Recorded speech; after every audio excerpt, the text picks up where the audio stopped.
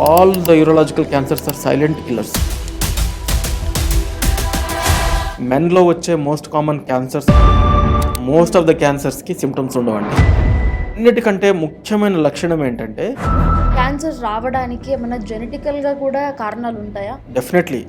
చాలామంది ఏమనుకుంటారంటే ఈ యూరోలాజికల్ క్యాన్సర్స్ ఎక్కువ ఉమెన్లో వస్తుందా లేకపోతే మెన్లో వస్తుందా? ఎక్కువగా మెన్లో వస్తుందండి.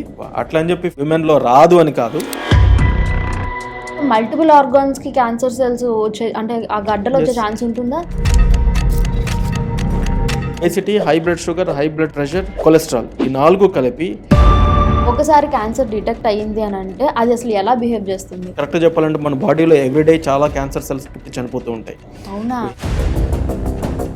మానకుండా వచ్చే కురుపులు చాలా రోజుల నుంచి కానీ, లేకపోతే టెస్టిక్యులర్ ఎన్లార్జ్మెంట్ కానీ, ఇలాంటివన్నీ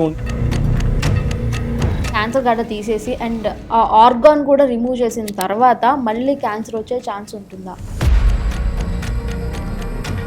అంత ఓవర్ కాన్ఫిడెన్స్ ఉండకూడదు. సినిమాలో చూపించినట్లు పల్స్ చూసి యూఆర్ ప్రెగ్నెంట్ అని చెప్పడానికి లేదు. ఇప్పుడు మనం తీసుకున్న ఫుడ్కి క్యాన్సర్స్కి ఎలాంటి రిలేషన్ ఉంటుంది? నా సజెషన్ వచ్చేసి